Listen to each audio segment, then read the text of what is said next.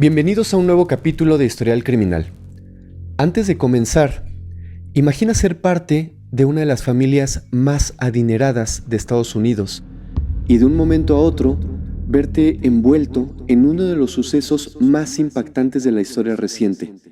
Hoy vamos a hablar del escalofriante caso de los hermanos Menéndez, un suceso que conmocionó al país americano y evidentemente dejó más preguntas que respuestas. Pero eso no es todo.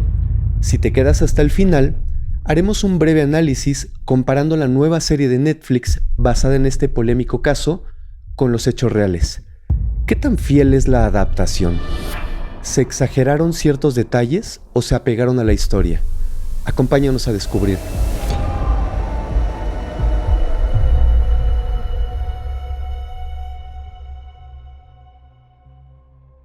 Joseph Lyle Menéndez, conocido por todos como Lyle, nació el 10 de enero de 1968 en la ciudad de Nueva York. Era el primogénito del matrimonio de José Menéndez y Mary Louise, mejor conocida como Kitty Menéndez, quienes habían construido una vida literalmente de ensueño, llena de lujos, llena de excesos. Solo 2 años después, el 27 de noviembre del año 1970, la familia celebró la llegada de su segundo hijo, Eric Menéndez, quien nació en Nueva Jersey. Desde muy pequeños, los hermanos crecieron ciertamente rodeados de riqueza y de privilegios, todo gracias a la meteórica carrera de su padre, José. José Menéndez, el patriarca, había nacido el 6 de mayo de 1944 en La Habana, Cuba. Con la llegada de la revolución de Fidel Castro en 1959, la familia Menéndez decidió escapar del régimen. En el año de 1960 enviaron a José, solo siendo un adolescente en aquel entonces, a los Estados Unidos, con la esperanza de que pudiera forjar una mejor vida. Sin hablar una sola palabra en inglés, José tuvo que luchar desde abajo, pero su destreza en la natación le abrió una puerta inesperada, una beca deportiva que le permitió estudiar en una universidad norteamericana. Fue en ese ambiente donde conoció a Kitty, en ese entonces una joven con sueños artísticos que cursaba estudios de comunicación. Pese a la desaprobación de la familia de Kitty, quienes veían a José únicamente como un inmigrante sin raíces, la pareja, en contra de todo, contrajo matrimonio para el año de 1963. Mientras Kitty renunciaba a sus aspiraciones para convertirse en ama de casa y cuidar de sus hijos, José ascendía como una figura imparable en el mundo corporativo. Se graduó de contador y comenzó a trabajar en diversas firmas. Su ambición no tenía límites. En apenas 3 años ya era presidente de una importante empresa y para cuando cumplió 35 años había alcanzado el puesto de vicepresidente ejecutivo de operaciones en Hertz. Hertz, una de las empresas más grandes en alquiler de vehículos en el país. La suerte siguió sonriéndole cuando fue transferido a RCA Records, donde llegó a ser director de operaciones. Durante su mandato, ayudó a consolidar carreras de bandas como Menudo y otras agrupaciones icónicas de la época, aumentando su fortuna a niveles inimaginables. Para entonces, los Menéndez se habían trasladado a Princeton, Nueva Jersey, donde adquirieron una mansión de $1 millón, símbolo del éxito absoluto que parecía rodear sus vidas. Lyle y Eric, los 2 hijos, crecieron inmersos en una vida de opulencia y de éxito. Sus padres no escatimaban en lujos, pero también mantenían un férreo control sobre ellos, exigiendo que destacaran en la escuela, pero principalmente en los deportes, específicamente en el tenis. Participaron en torneos, vivieron en mansiones y fueron educados en los mejores colegios, siempre bajo la presión de ser dignos herederos del imperio que José estaba construyendo. Sin embargo, la historia detrás de esta familia, aparentemente perfecta, no era más que una fachada que ocultaba tensiones y oscuros secretos. El millonario imperio de los Menéndez y su vida de ensueño se sostenía sobre cimientos muy frágiles. El control férreo que José ejercía sobre sus hijos y el silencio de Kitty presagiaban un desenlace devastador. José Menéndez percibía un salario anual de $500,000 y no dejaba nada al azar, pero ni todo el dinero del mundo pudo detener lo que estaba por venir. En 1987, José Menéndez tomó una decisión que cambiaría radicalmente el destino de su familia, tras conseguir un lucrativo puesto en una productora discográfica. Se mudó junto a su esposa Kitty y sus 2 hijos a una enorme y lujosa mansión en Beverly Hills, una propiedad que había sido ocupada, imagínense esto, por estrellas como Prince y Elton John. Sin embargo, detrás de la fachada de lujo y éxito se escondía una familia rota, plagada de tensiones, que aumentaron poco a poco durante esta época. José Menéndez, conocido por su temperamento autoritario, mantenía una relación muy tensa con sus hijos, Lyle y Eric. Los jóvenes rebeldes y conflictivos se enfrentaban constantemente a la figura controladora de su padre. José exigía que cumplieran con un futuro basado en estudios y trabajo duro, algo que a los hermanos no les gustaba y rechazaban abiertamente. Para entonces, Eric había formado una estrecha amistad con Craig Serali, un compañero de la secundaria con quien escribió un inquietante guión titulado Friends. En este guión se relataba cómo un joven le arrebataba la vida a sus padres para obtener una millonaria herencia. Este guión macabro, aunque pareciera solo ficción, reflejaba las obscuras ideas que comenzaban a tomar forma en la mente de los hermanos. Lyle y Eric, lejos de querer seguir los planes de su padre, simplemente buscaban disfrutar de la fortuna familiar sin esfuerzo alguno. Su rebeldía los llevó a involucrarse en peleas callejeras y actos de delincuencia juvenil, que culminaron con su participación en el robo a varias residencias. Esto sin tener ninguna necesidad de hacerlo. Según las autoridades, los hermanos llegaron a sustraer un botín de aproximadamente $100,000 que se podía contar entre dinero en efectivo y joyas. Cuando José se enteró, obviamente su furia fue monumental. Sus hijos no tenían necesidad de robarle absolutamente a nadie. A pesar de su ira, contrató abogados y pagó más de $11,000 para cubrir los daños y devolver lo robado a las personas, salvando a sus hijos de enfrentar consecuencias legales mucho más graves. Para evitar que el incidente afectara la carrera universitaria de Lyle, la familia decidió que Eric asumiera la responsabilidad del robo. Eric fue condenado a libertad condicional y obligado a recibir tratamiento psicológico. Kitty contactó al renombrado terapeuta Jerome Osiel, quien comenzó a tratar a Eric. Sin saberlo, este terapeuta jugaría un papel crucial en los eventos que estaban por desatarse.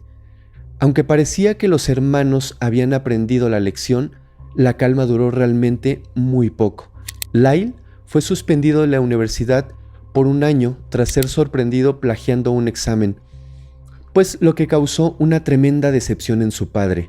José, obsesionado con la imagen pública de la familia, ordenó a Lyle quedarse en Princeton para evitar el escándalo. Sin embargo, Lyle desobedeció y regresó a Los Ángeles, obligando a su padre a darle un puesto dentro de su empresa.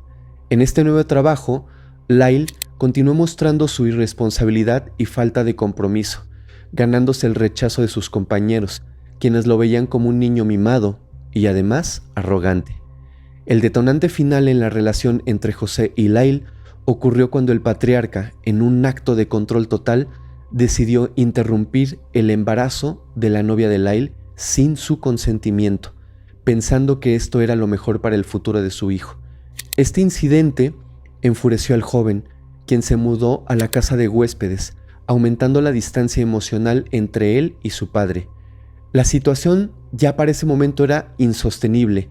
Los informes revelaron que José, cada vez más frustrado por el comportamiento de sus hijos y preocupado por las enormes sumas de dinero que desperdiciaban a manos llenas, comenzó a considerar seriamente la posibilidad de quitarlos de su testamento, prácticamente de dejarlos sin herencia. El vínculo entre padre e hijos estaba roto, y el ambiente en la mansión de los Menéndez se volvía cada vez más y más tóxico. En medio de las tensiones familiares, surgió otro episodio que demostró la fractura irreparable dentro del hogar de los Menéndez. Se dice que Lyle, en un arrebato de ira, llamó por teléfono a su madre, Kitty. Lo que comenzó como una conversación rutinaria rápidamente se transformó en una feroz discusión, en la que Lyle no solo fue irrespetuoso, sino que llegó a insultarla con palabras hirientes. La relación entre madre e hijo se encontraba literalmente en un punto de quiebre, reflejo de un núcleo familiar que se estaba desmoronando lentamente. Pero la tensión no solo existía entre padres e hijos, el matrimonio de José y Kitty estaba también al borde del colapso. Las largas jornadas de trabajo de José y sus frecuentes viajes lo mantenían alejado de su hogar, y se decía por ahí que durante esos viajes mantenía relaciones extramaritales. Estos rumores solo sirvieron para profundizar el abismo entre ellos. Kitty, por su parte, se sentía sola, aislada e incapaz de lidiar con la creciente inestabilidad emocional que la rodeaba. En un intento desesperado por controlar su angustia, Kitty comenzó a depender cada vez más de la y de los tranquilizantes, consumiéndolos en cantidades realmente excesivas y peligrosas. La situación era tan grave que en más de una ocasión intentó acabar con su propia vida. A pesar de todo, la idea de romper su matrimonio nunca fue una opción para ella. Lo que el mundo exterior veía como una vida de ensueño, con lujos, con éxito, era en realidad un infierno cotidiano dentro de las paredes de la mansión Menéndez. Dentro de esas puertas cerradas, los secretos oscuros, las traiciones y el resentimiento crecían día a día, sin que nadie se atreviera a hablar de ello. La ilusión de una familia feliz estaba al borde del colapso, y no pasaría mucho tiempo antes de que todos esos secretos fueran expuestos de la forma más trágica e inesperada. La noche del 20 de agosto de 1989 quedó marcada como la más oscura en la historia de los Menéndez. Después de una larga jornada de pesca la noche anterior, José y Kitty estaban exhaustos. Se recostaron en el salón principal de su lujosa mansión para ver una película. Mientras tanto, Lyle y Eric, los hijos de la pareja, salieron de la casa alrededor de las 10 de la noche. Lo que parecía una noche tranquila, pronto se tornaría en una pesadilla. Aproximadamente a las 11:47 de la noche, una serie de fuertes detonaciones sacudió el silencio exclusivo del vecindario de Beverly Hills.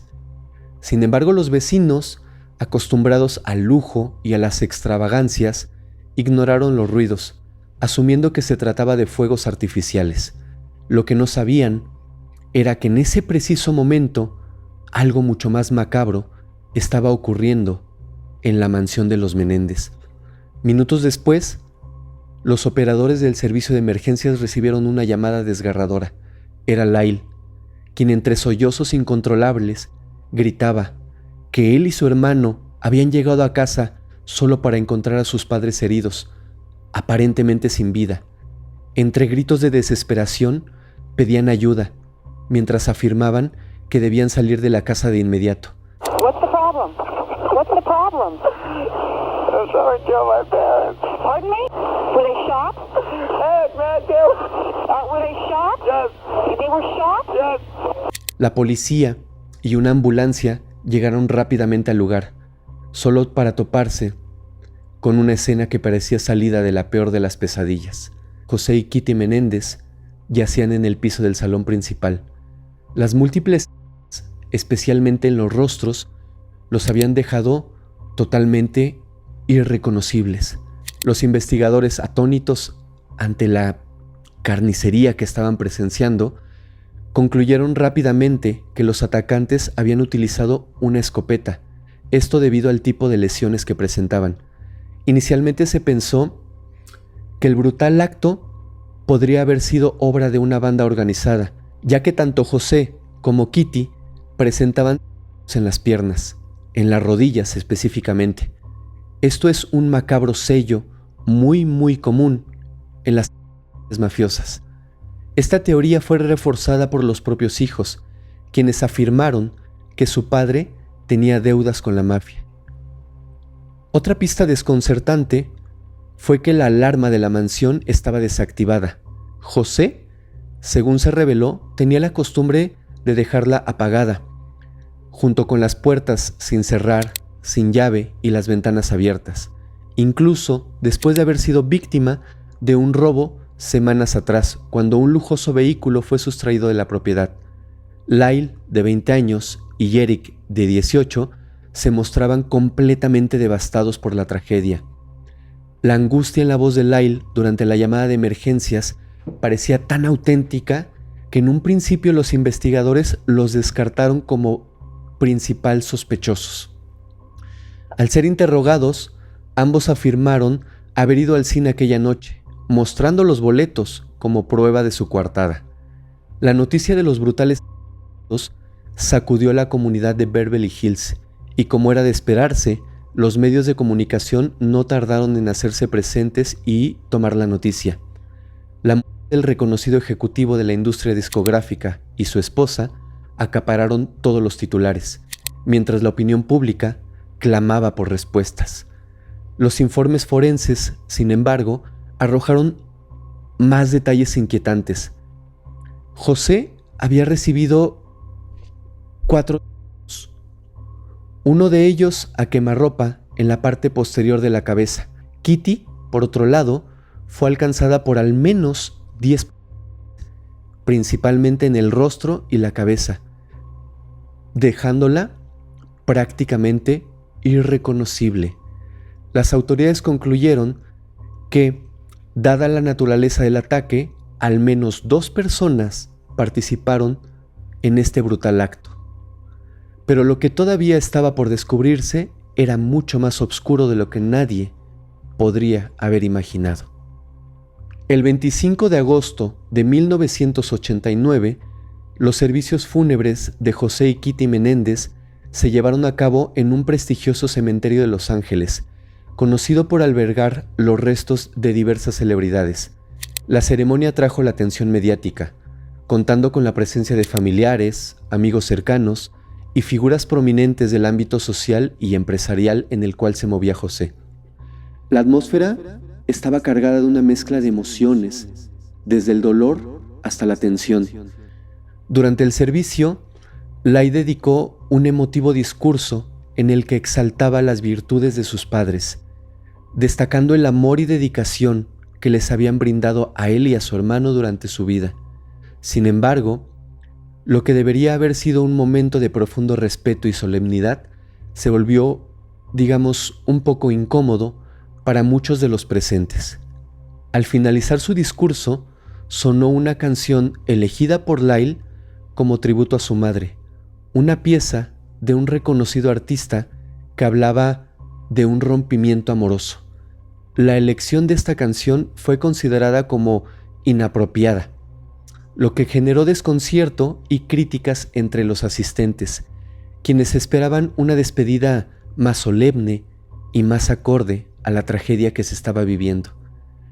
La sociedad, aún impactada por el acto contra la pareja, no podía comprender cómo 2 personas tan respetadas, con una labor social destacada y buenas relaciones en su entorno, podían haber sido víctimas de un acto tan atroz.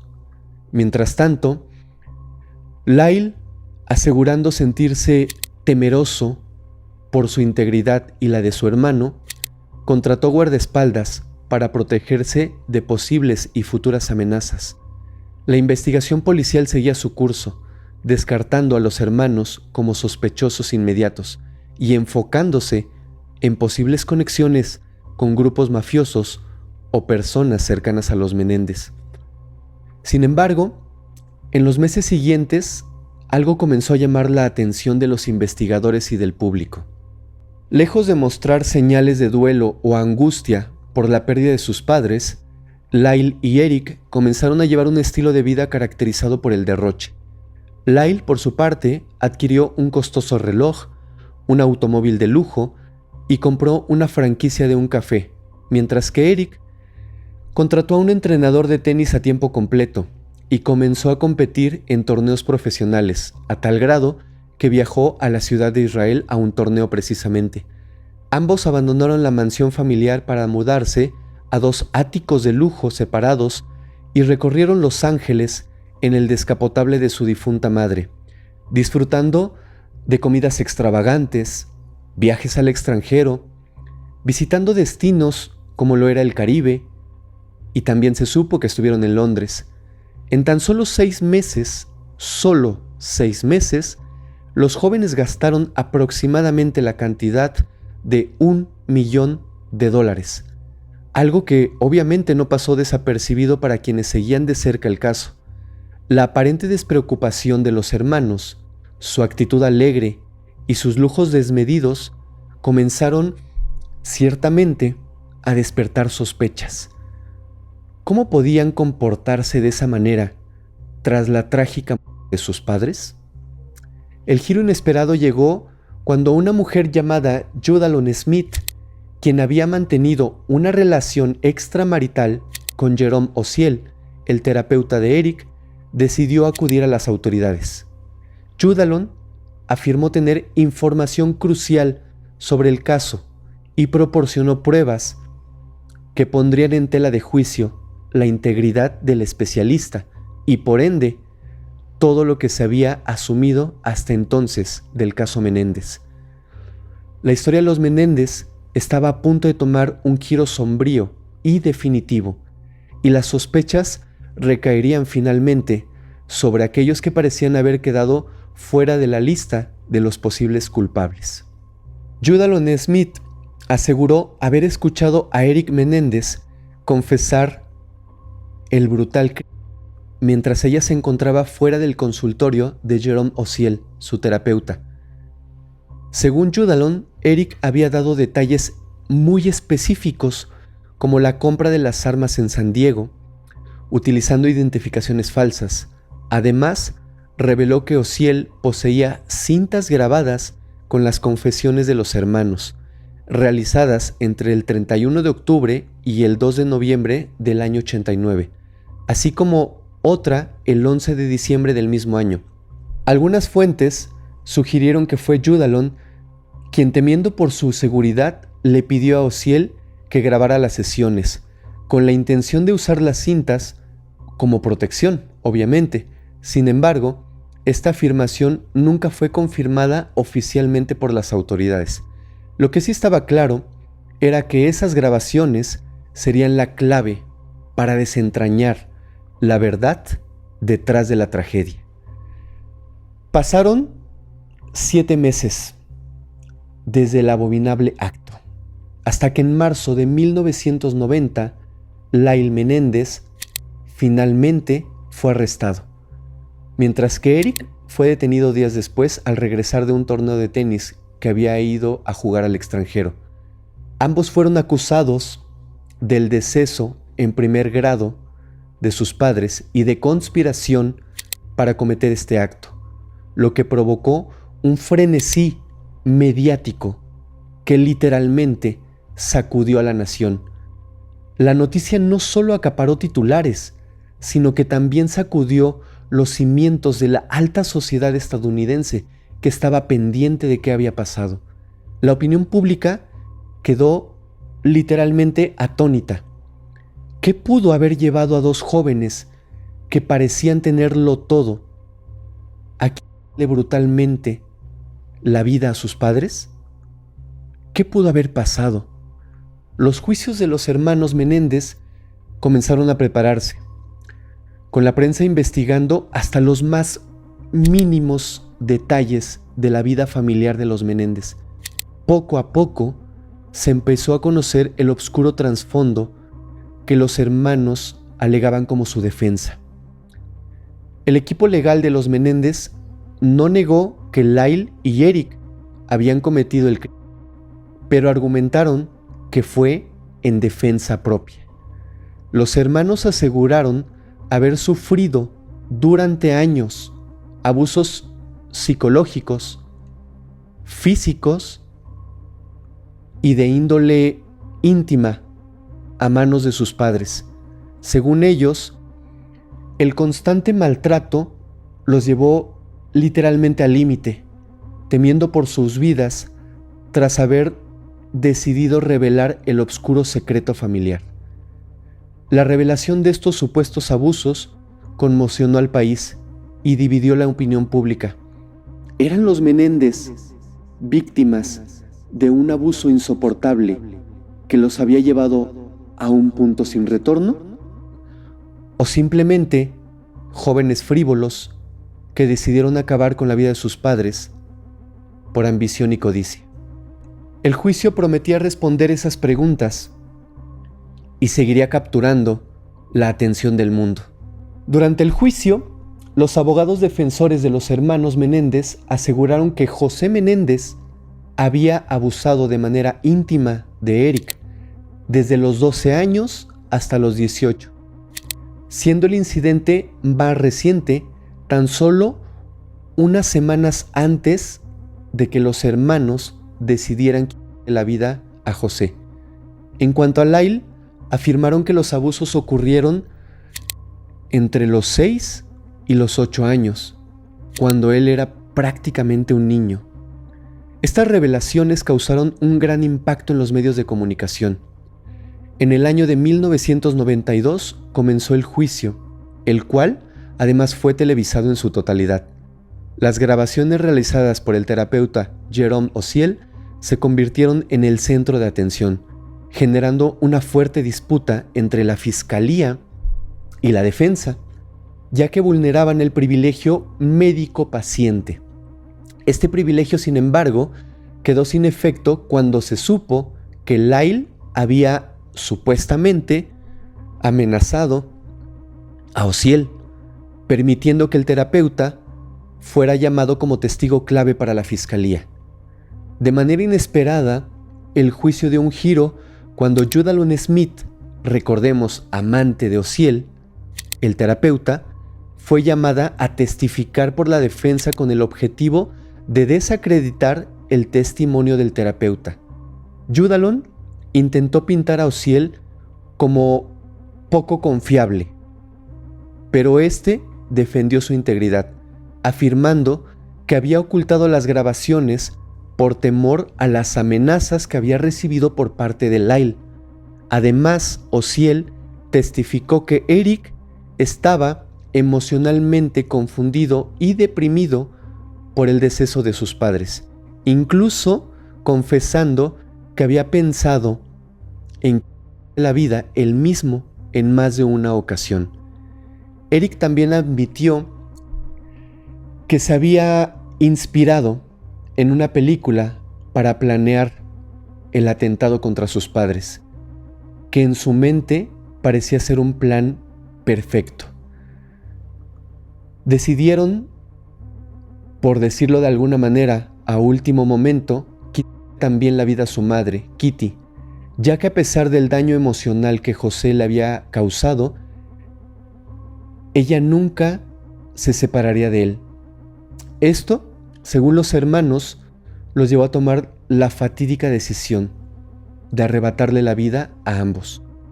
Tras el juicio, Jerome Ociel enfrentó problemas profesionales y, como era de esperarse, perdió su licencia por violar la confidencialidad y por mantener relaciones inapropiadas con pacientes. Craig Signarelli, el mejor amigo de Eric, también fue llamado a declarar. Craig aseguró que unos 12 días después del Eric le confesó que el guión que ambos habían escrito un año antes, por fin, se había hecho realidad. Aunque al principio dudó de la confesión de su amigo, más tarde su testimonio fue desestimado.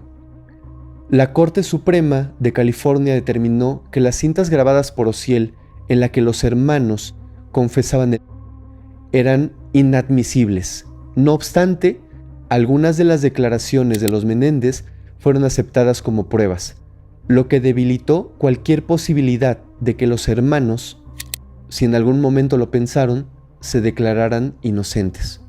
La defensa, en un último intento por salvarlos de la condena que les esperaba, argumentó que fue una respuesta al abuso emocional e íntimo sufrido durante años. Pintaron a José Menéndez como un hombre de mal temperamento, con una larga lista de enemigos, incluidos empleados a quienes trataba de forma déspota. La fiscalía, por su parte, sostuvo que Eric y Lyle actuaron con frialdad, motivados únicamente por el deseo de heredar la fortuna familiar, que ascendía en ese momento a $14 millones. Yo me pregunto, si estos jóvenes recibían a manos llenas todo lo que querían, lujos, casas, viajes, autos, dinero, y además de esto sabían que su padre tenía la idea de hacerlos los únicos herederos de su fortuna, y que además, mientras su padre estuviese vivo, pues era evidente que con la inteligencia que tenía, esta fortuna no se iba a quedar en $14 millones. Esta fortuna, quizás al momento de que el padre muriera por causas naturales o por algún otro evento, quizás ya podrían haber sido 20, 30, 40 o 50 millones de dólares. Entonces, hasta esta parte, al menos a mí, no me suena lógico que lo que hicieron estos hermanos, el móvil haya sido la ambición o el dinero. Pero bueno, el juicio concluyó en enero de 1994 sin un veredicto, ya que el jurado no pudo llegar a un consenso general, lo que resultó en la anulación del juicio. Pero un segundo juicio fue convocado muy poco tiempo después, esta vez sin la presencia ya de los medios de comunicación, debido al gran revuelo mediático que estaba ya rodeando el caso. Durante el segundo juicio, los hermanos fueron procesados juntos. Aunque la defensa insistió en los alegatos de abuso, en julio de 1996, el jurado desafortunadamente o afortunadamente los declaró culpables de asesinato en primer grado y conspiración. Según el veredicto, el motivo irrevocable detrás del fue heredar el patrimonio familiar. Ambos fueron condenados a 2 cadenas perpetuas consecutivas sin posibilidad de libertad condicional. Luego de la condena de los hermanos Menéndez, ambos solicitaron cumplir su pena juntos, pero el 10 de septiembre del mismo año, el Departamento de Correccionales de California decidió separarlos, enviándolos a diferentes prisiones. Desde entonces, solamente mantuvieron comunicación a través de cartas. Eric fue trasladado a la prisión estatal de California y más tarde a otro centro de reclusión donde en su tiempo libre se dedicaba a leer y trabajaba como conserje nocturno. También se sabe que ayudaba a los reclusos con discapacidades físicas y enfermedades terminales. Por su parte, Lyle fue enviado a la Institución Correccional de California, donde jugaba baloncesto, levantaba pesas y adoptó un lagarto como mascota. Además, dirigió un grupo que brindaba apoyo a reclusos que habían sido víctimas de abuso íntimo. En enero de 1997, Lyle contrajo matrimonio con Anna Erickson, una exmodelo que conoció por correspondencia. Es importante mencionar que ambos hermanos eran vistos de 2 maneras muy diferentes ante la sociedad. Había quienes los apoyaban y apoyaban su versión de los hechos, y había quienes los condenaban. Entonces, esta parte que los apoyaba, se puede decir de alguna manera que también tenían sus fans, por decirlo así. Dentro de estos fans se escribían, se mandaban cartas, y es así como evidentemente conoce a Anna Erickson. Pero el matrimonio terminó en menos prácticamente de un año, cuando Anna descubrió que Lyle mantenía comunicación vía cartas con otra mujer.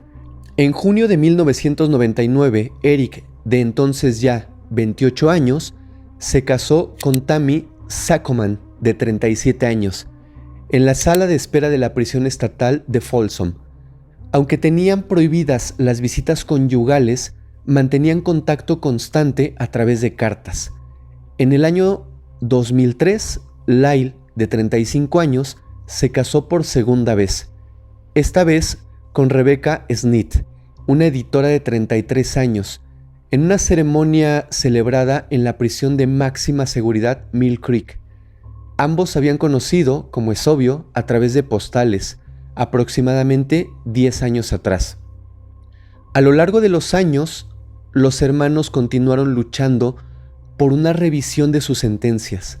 En el año 2005, su caso llegó a un tribunal de apelaciones federales, que negó concederles un nuevo juicio. Ese mismo año, Tammy, la esposa de Eric, publicó un libro titulado Nos dijeron que nunca lo lograríamos. Mi vida con Eric Menéndez, una de las muchas publicaciones que surgieron alrededor del caso. En el año 2018, tras más de 2 décadas sin verse, los hermanos lograron reencontrarse cuando Lyle fue transferido al centro penitenciario en San Diego, donde Eric había permanecido desde el año 2013. Según testimonios, ambos hermanos se abrazaron y lloraron al verse nuevamente. Con el paso de los años, los hermanos concedieron entrevistas en las que mantuvieron su versión de los abusos que sufrieron por parte de su padre y el rol indiferente, ausente, sombrío de su madre, a quien afirmaron, a pesar de todo, seguir amando. Con el auge de las redes sociales, el caso de los Menéndez ganó un nuevo impulso, especialmente entre adolescentes que se mostraron conmovidos por su historia. A través de videos cortos, estos usuarios cuestionaron la justicia estadounidense y pidieron la revisión del caso y de las condenas.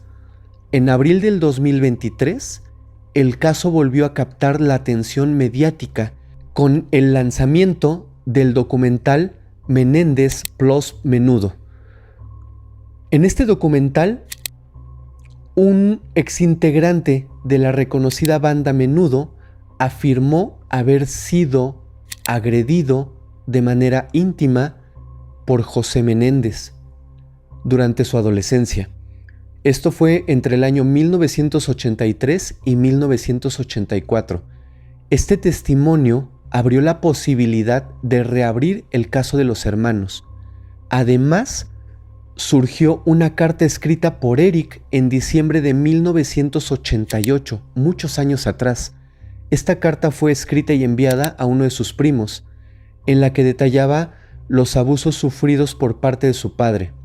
Pero los fiscales cuestionaron la autenticidad de dicha carta, prácticamente desechándola. En mayo del 2023, los abogados de los hermanos presentaron una petición de habeas corpus solicitando la anulación de la condena, argumentando nuevas pruebas que corroboraban los abusos que los hermanos habían manifestado. Esta solicitud sigue en proceso de revisión al día de hoy. Mientras tanto, Eric y Lyle continúan cumpliendo sus condenas en el Centro Correccional Richard Donovan, donde participan en programas de rehabilitación y clases de yoga, manteniendo un comportamiento excepcional.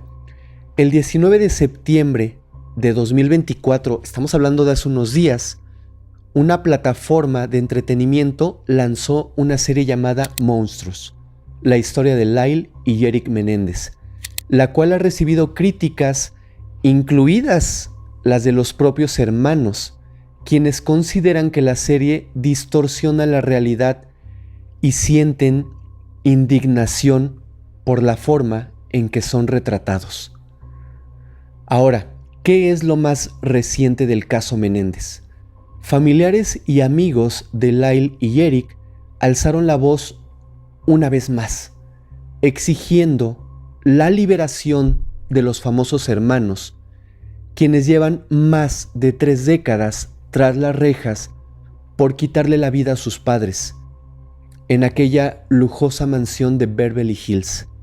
El caso de los Menéndez marcó un antes y un después en la historia criminal de los Estados Unidos, convirtiéndose en uno de los juicios más sensacionalistas que el país ha visto.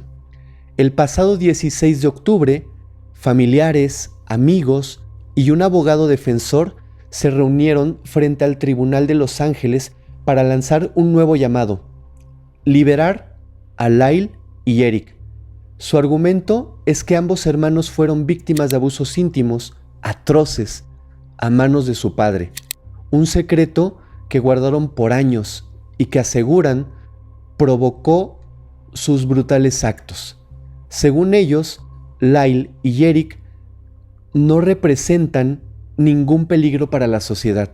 Este movimiento cobra fuerza mientras la Fiscalía de Los Ángeles analiza nuevas pruebas sobre los abusos, intentando determinar si el caso realmente merece un nuevo juicio o al menos una reducción en las condenas de cadena perpetua que ambos hermanos están cumpliendo. Si fueran mujeres, no estarían encarceladas, afirmó Ana María Baralt, sobrina de José Menéndez, la víctima. Baralt se refiere a cómo hace 3 décadas la sociedad y el sistema judicial trataban de manera muy distinta a los hombres víctimas de agresión íntima, algo que incluso los fiscales han reconocido en años recientes. Si este caso se evaluara hoy, con todo lo que sabemos sobre el abuso y el trastorno post-estrés, estoy segura de que el resultado sería totalmente diferente, agregó en una entrevista la señora Baralt, visiblemente conmovida por el caso de sus sobrinos. El interés público por este caso ha revivido gracias a una nueva serie de Netflix que desde su estreno en septiembre ha vuelto a poner a los Menéndez en el ojo del huracán. Además, ha surgido una nueva pieza clave, una carta, esa carta que ya les mencioné, una carta que supuestamente fue escrita por Eric a un familiar, en la que detallaba los abusos íntimos que sufría por parte de su padre. Estamos aquí unidos con la esperanza de que después de 34 años de pesadilla, por fin termine todo y podamos reunirnos como familia, declaró la señora Baralt. Brian Anderson Jr., primo de los hermanos, también dio su testimonio frente a las cámaras. Ellos no son los monstruos que los medios pintan, los conozco de toda la vida y puedo asegurar, sin lugar a dudas, que eran solo 2 niños atrapados en un infierno inimaginable. Pero, ¿qué sigue para los hermanos Menéndez? A principios de este mes, George Gascon, fiscal de distrito del condado de Los Ángeles, sacudió el caso de los hermanos Menéndez al anunciar que su oficina está reexaminando el proceso judicial. La posibilidad de 2 escenarios está sobre la mesa. 1. Reabrir el juicio o dictar una nueva sentencia. Cualquiera de estos caminos podría cambiar radicalmente el destino de los hermanos que llevan más de 30 años encarcelados. Las conclusiones de este análisis se concederán en una audiencia programada para finales de noviembre próximo, momento en el que la oficina de Gascon tomará una decisión final. Aunque los detalles del caso no pueden discutirse públicamente por parte de la Fiscalía, un comunicado emitido el miércoles pasado por la noche asegura que están comprometidos con un proceso minucioso, pero más que eso, justo, explorando todas las opciones para garantizar que se haga justicia. La familia de los Menéndez ha sido clara en su solicitud: que se dicte una nueva sentencia, lo cual podría abrirle las puertas a la libertad si el juez así lo aprueba. Ahora, yo les dije que al final de la historia trataríamos de hacer un breve análisis a nivel personal de lo que es la serie de Netflix contra los actos totalmente reales y apegados a lo que se contó. Es innegable que la serie estrenada en la plataforma de Netflix ha sido un éxito totalmente rotundo. Sin embargo, es importante ser objetivos al comparar el caso real de los hermanos Menéndez con la adaptación presentada en la serie. Considero justo hacer este breve análisis de los errores que se han cometido en la producción. Si bien entiendo que el principal objetivo de la serie es entretener al público y no realizar un documental riguroso, no se debe de pasar por alto el hecho de que se presentan argumentos exagerados e inexactos sobre este caso tan controvertido. La ficción puede tomar ciertas libertades creativas, pero distorsionar de manera tan evidente los hechos reales podrían confundir a la audiencia y desvirtuar la gravedad de este caso. Es fundamental que las adaptaciones basadas en hechos reales mantengan un equilibrio entre la narrativa dramática y la fidelidad a los eventos históricos, especialmente, considero yo, en temas tan sensibles como este. Número 1. Una de las diferencias más significativas entre la serie de Netflix y la realidad del caso Menéndez es la cuestión de la veracidad de los abusos que los hermanos alegaron haber sufrido. Lyle y Eric Menéndez siempre han sostenido que tomaron la drástica decisión de acabar con la vida de sus padres debido a años de maltrato a manos de su padre José Menéndez. Durante el juicio, estas acusaciones no pudieron ser probadas de manera concluyente, y la mayoría de los documentales han tratado este tema como una mera posibilidad, sin confirmarlo. La serie de Netflix continúa esa tendencia, presentando el abuso como un hecho que pudo o no haber ocurrido, aunque muestra a los hermanos hablando sobre sus experiencias, también sugiere que podrían estar mintiendo, lo que desestima la seriedad del tema. Esta representación ambigua puede llevar a la audiencia a cuestionar la veracidad de las experiencias de los hermanos, lo que no ayuda a aclarar la complejidad de la situación. El problema con esta narrativa, les voy a decir cuál es que a partir del año 2024 existen suficientes evidencias irrefutables que apuntan a que José Menéndez en realidad sí era un abusador. Después del caso surgieron testimonios de otras víctimas que también sufrieron a manos de este hombre.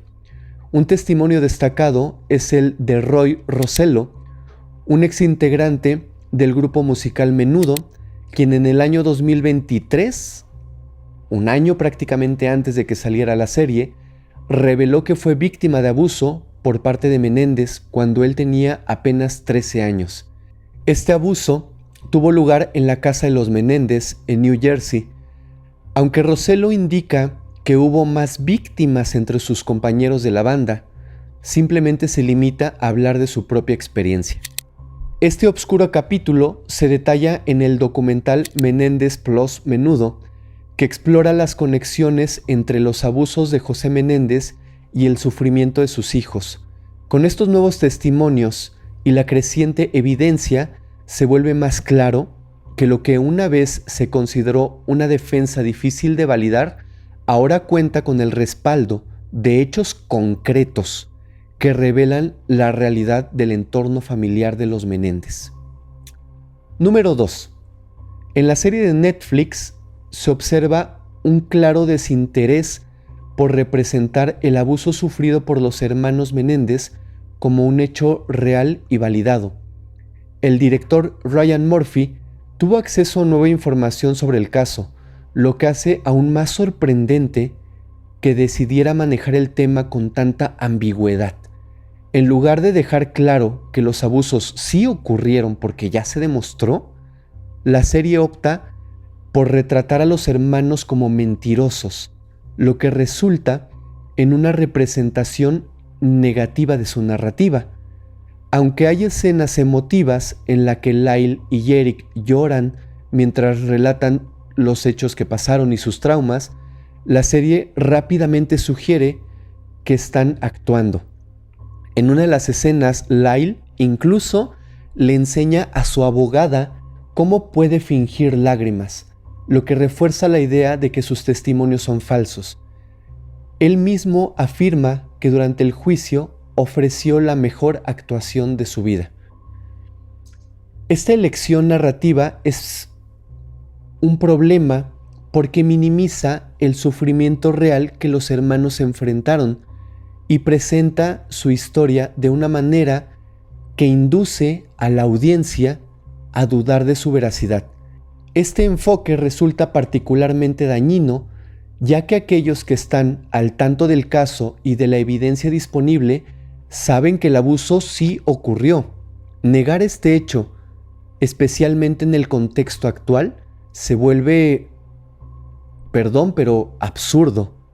La serie de Netflix tenía la oportunidad perfecta para aclarar la situación y ofrecer una representación más fiel a los eventos, pero eligió, en cambio, perpetuar la duda y el escepticismo sobre sus declaraciones. Al final, esta ambigüedad no solo afecta la percepción del público sobre los hermanos Menéndez, sino que también diluye la gravedad de los abusos que enfrentaron. La serie, en lugar de ser un vehículo para la verdad, termina contribuyendo a la confusión y a la desinformación en torno a un caso que ha marcado la historia de los Estados Unidos. Número 3.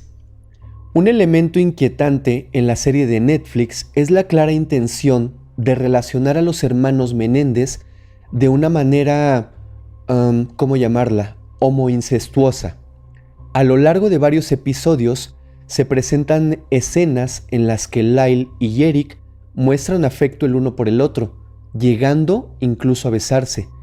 Esta representación ha generado malestar entre muchos seguidores de la historia, especialmente porque no existen pruebas, ni en las investigaciones, ni en los numerosos documentales que sugieran que existiera alguna relación incestuosa entre ellos. A pesar de la falta de fundamento en esta insinuación, la serie no duda ni un momento en exponerlo, lo que resulta realmente problemático. En una escena, un periodista sugiere directamente que ambos hermanos decidieron quitarle la vida a sus padres para ocultar una supuesta relación incestuosa. Esta afirmación es extremadamente fuerte y cambia drásticamente la percepción que el público puede tener sobre los hermanos. Al mostrar esta idea, quienes vean la serie podrían llegar a pensar que realmente existía un proceso de enamoramiento entre ellos, lo cual es una distorsión realmente grave de la realidad. Repito, no existe ninguna declaración, no existe ningún antecedente que pueda validar esto que nos presenta la serie de Netflix. Inclusive, ni en los numerosos documentales, como les decía, existe validación para esto. Número 4. La serie de Netflix también dedica ciertos momentos a intentar justificar las acciones de José Menéndez, lo que plantea cuestiones éticas sobre la representación del abuso y sus repercusiones. En uno de los capítulos se menciona que José fue abusado por su madre durante su infancia, sugiriendo que este trauma influyó en su comportamiento abusivo hacia sus hijos. Esta insinuación crea la impresión de que el abuso es un ciclo que se repite, lo que podría llevar a la audiencia a empatizar erróneamente con José Menéndez. Sin embargo, hasta la fecha no existe evidencia o indicios que respalden la afirmación de que José Menéndez haya sido víctima de abuso en su niñez. Si esta idea fue inventada por la serie, se podría interpretar como un intento de justificar su conducta violenta y abusiva, al presentar a José como una víctima en su propia historia. La serie corre el riesgo de disminuir la gravedad de los abusos que infligió a Lyle y Eric, sugiriendo que su comportamiento era de alguna manera comprensible o inevitable debido a su propia historia de sufrimiento. Este enfoque es problemático porque puede desviar la atención de la responsabilidad de José por sus acciones y perpetuar la noción de que los abusadores son, en última instancia, también víctimas de circunstancias ajenas. Tal narrativa puede deshumanizar a los hermanos, al presentarlos como meras víctimas de un ciclo de abuso en lugar de reconocer la complejidad de su situación y el dolor que experimentaron. Número 5. Otro punto crucial en el análisis de la serie de Netflix es la teoría de la defensa propia que los hermanos Menéndez presentaron durante su juicio. Ellos afirmaron que le quitaron la vida a sus padres porque temían por sus vidas y creían que sus padres iban a hacerles daño. Sin embargo, esta defensa fue desestimada por el jurado, y la serie también retrata esta teoría como una gran falacia. En varias escenas incluso se emplean momentos cómicos para subrayar lo absurda que se considera la idea. Sin embargo, recientemente ha surgido nueva evidencia que podría respaldar la teoría de la defensa propia. Como ya mencionamos, la carta que envió Eric Menéndez a uno de sus primos, Andy Cano, en diciembre del año 1988, donde describe literalmente el miedo intenso que sentía hacia su propio padre. En la carta, Eric expresa su angustia, revelando que estaba tratando de evitar a su padre y temía por su vida. Un fragmento de la carta dice: «He estado tratando de evitar a papá. Nunca sé cuándo va a pasar y me estoy volviendo loco. Tengo miedo. Tú no lo conoces como yo. Está loco». Este testimonio ofrece una mirada cruda al terror constante en el que vivían ambos hermanos. Lamentablemente, esta carta no fue presentada durante el juicio original y su descubrimiento posterior ha generado discusiones sobre la posibilidad de reabrir el caso. Si se hubiera presentado como una evidencia, la teoría de la defensa propia habría ganado una gran credibilidad, lo que podría haber alterado el curso del juicio. A pesar de la relevancia de esta nueva información, el director Ryan Murphy decidió no considerar esta evidencia en su serie, aunque es comprensible que no pudiera mostrar la carta, dado que no fue parte del juicio original. Su omisión me parece que sí es significativa. Bueno, en conclusión, la mejor opinión, como siempre, es la de ustedes.